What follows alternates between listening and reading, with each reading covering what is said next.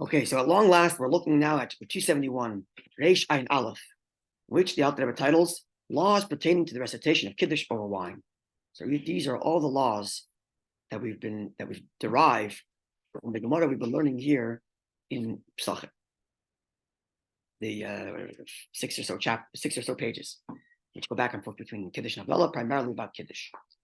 Now, as I mentioned, the Gemara in its formation is tangential conversations, not tangential, but they're conglomerate of conversations that happen over centuries, and therefore it's not structured like a book where there's a beginning and a middle and an end, right? Oftentimes on page 1, the Gemara will cite 2 arguments that's only going to bring up 500 pages later, So it's because those conversations could happen earlier, even though it's hodgepodged in to later in the text. Keep that in context. You have to keep that in context. And therefore, the Gemara goes through a bunch of halachas about Kiddush without having yet introduced where does Kiddush come from. And only like 4 pages in, the Gemara's like, well, hold on a second. Let me just share with you this text that someone just brought to the table, which tells us where Kiddush came from. And let's see what we can derive from there. And then the conversation continues.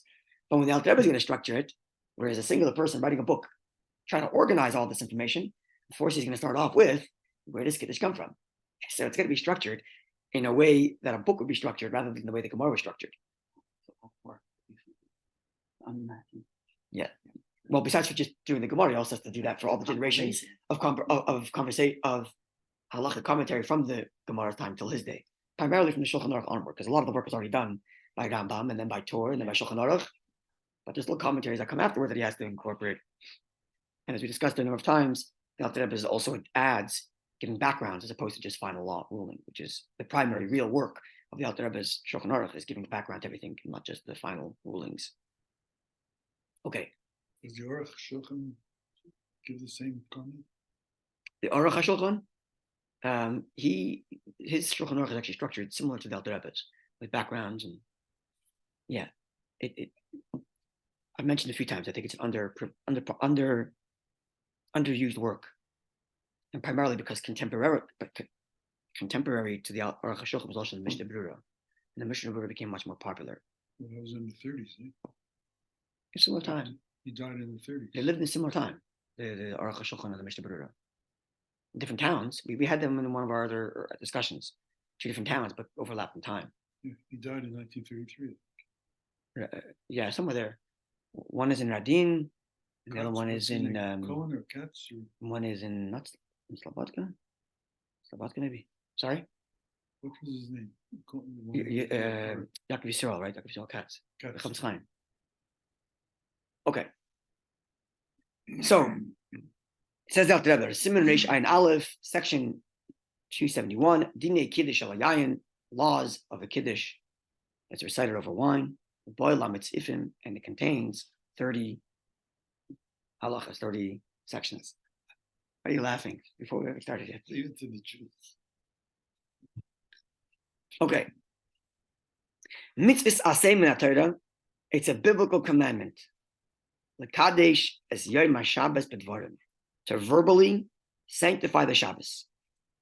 We haven't mentioned cup of wine because that's not biblical. Biblically, sanctify the Shabbos verbally. Shenemar, as the verse reads, Zachar Sema Shabbos l'kachay. Remember the Shabbos to sanctify it. Now, we mentioned when we learned the Gemara that the word Zachar, which translates as mention, can also be translated, which translates as remember, can also be translated as make mention. Same thing as remember Amalek. To make mention of Amalek. Oh, that's the juxtaposition that is used. It's one word that has 2 meanings. It can be remember cognitively. It can also be make mention. Right? So translating it that way, it's make mention of the Shabbos to sanctify it. Therefore, we read, the verse means to say, make mention of it in praise and sanctification. That's the mitzvah. Now, it must be made mention of in the entering of Shabbos, in the beginning and the exiting of Shabbos. As we enter Shabbos, the Kiddush HaYom, in the sanctification of the day, and in the end, in Havdalah of making a distinction. Okay, so this is view number 1. Yeah. That Havdalah is biblical. Yeah. Others say, view number 2, that Havdalah is only rabbinic, and biblically, the requirement to make mention of Shabbos is only at the entrance of Shabbos. This will be explained further in chapter 296, which we just finished learning. That's why I began there. Yeah. Instead of beginning this and going there and coming back, just started that way. More So context. that's right. So now more context to this opening right here. Okay, so 2 views, whether Havdalah is biblical or rabbinic or not. But either way, Kiddush is biblical. And our primary subject in chapter 271 is Kiddush. Therefore, we'll look at 276 for the Havdalah discussion, which we did. Okay. So that's biblically speaking. Biblically speaking, we're required to make mention verbally of the Shabbos.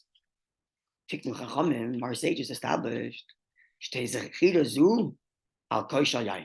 that this verbal remembrance, this mentioning the sanctification of Shabbos, should be over a cup of wine, both at the beginning of Shabbos, whether at the end of Shabbos. So the sages established a cup of wine anyway, whether the Havdalah is rabbinic or biblical, there's still a cup of wine established rabbinically. Additionally, the cup of wine of a Kiddush Friday night, or the Kiddush at the beginning of Shabbos, as he calls it here, is also only rabbinic. Right? Which would mean, I hope we're understanding, that when we daven Ma'ariv, we daven Kabbalah Shabbos, and in that we make blessing sanctifying the Shabbos, the biblical commandment of Kiddush is already observed. Just like the Havdalah that we do in Ma'ariv is also already the observance of that command. Just we are enjoined rabbinically to do so over a cup of wine. Okay, so do it again over a cup of wine to satisfy the rabbinic obligation.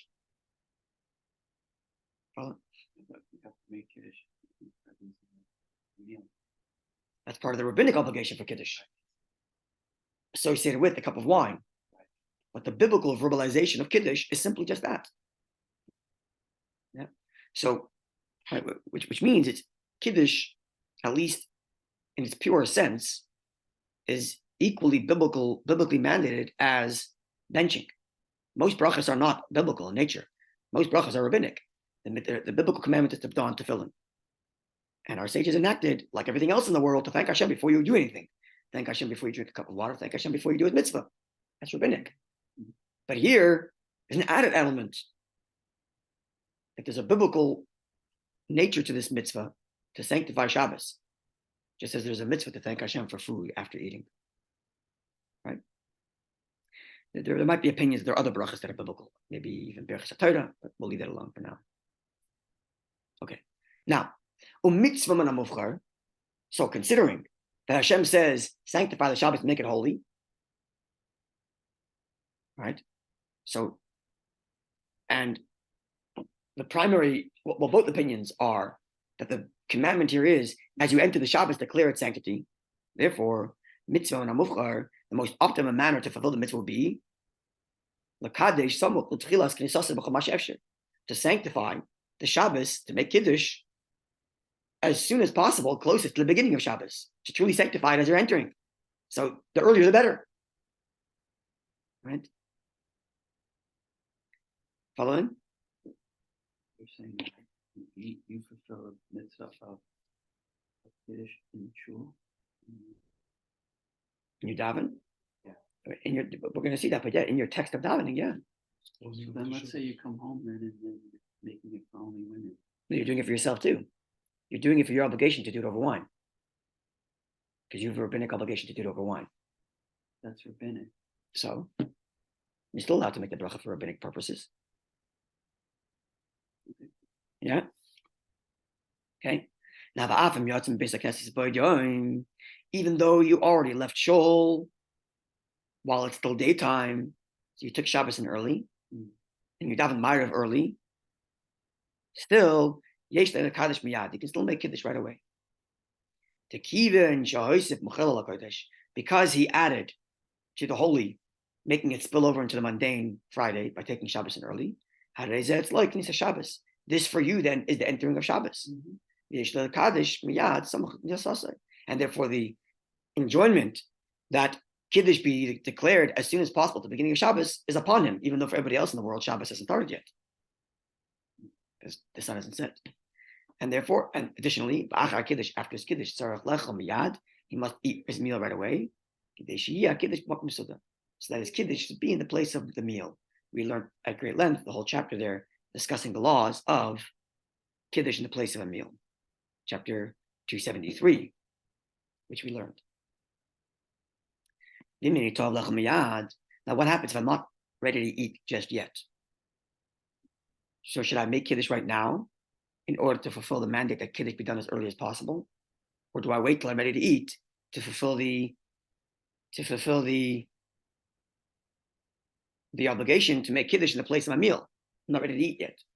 Supper's not ready for another 3 hours. You're just making the kiddush to bring in the Shabbos. Right, so I have two contradictory things. On the one hand, the motzi. Right, so now I have two obligations that are like conflicting. I have the obligation to make kiddush as soon as possible, but I also have the obligation that kiddush should be done in the place of my meal, right? And my meal is not ready yet. So what do? Do I make kiddush now and just wait for my meal, or wait for my meal then make kiddush? So he answers, he can wait to make his kiddush into the night as long as he wants, so that he eat with a healthy appetite. Right? He brought Shabbos in so early, or whatever, or he ate so late in the afternoon on Friday, he's not hungry yet. So we want you to have a good Shabbos meal, so wait 3 hours and make kiddush then. Now, but what's with the issue of sanctifying Shabbos as soon as possible? He seems to be negating that. He had done that in Shul. Oh, so he can rely on the fact that he's already made mention of Shabbos at the beginning of Shabbos when he davened Ma'ariv. Biblically speaking, he already fulfilled his obligation, because biblically speaking, the verbalization is the issue, and he did so. Because biblically speaking, one is only required to make mention of Shabbos verbally without wine. And he's already done so in davening. Why did Zalman always used to say you have to make kiddush at a certain time? You can't make it later. That's the next paragraph. Next paragraph, I think, which we'll learn now and then we'll continue tomorrow. Yesh nisharim. There are those that are careful. Shalala kadesh, b'shah rishona shalalayla. Not to make kiddush during the first hour of the evening. Dahainu, this is shah shvius achar chatzos hayom, the 7th hour after midday. So between 6 and 7. We're here in Montreal between 6:20 and 7:20, given the average midday. That's across the hall. I think it's about, no, sorry, not 6:20, that's 6:05. Sorry, 6:05, 7:05. Throughout the whole year? Yeah. Yeah. Oh. Okay, it's very complicated how you calculate the 6th and 7th hour and what this comes from. And I once gave a class on it on Shabbos and actually wrote it up for the Mosaic once. Oh. So if you remind me, I'll post a link to that article in the description of this video on YouTube, and I'll send it to you also. Conclusion of that is 6:05. Okay, so in Montreal? the bottom, something like that, yeah, 6:05, 7:05. The bottom line is like this. This comes from a Gemara which discusses that that angels come home with the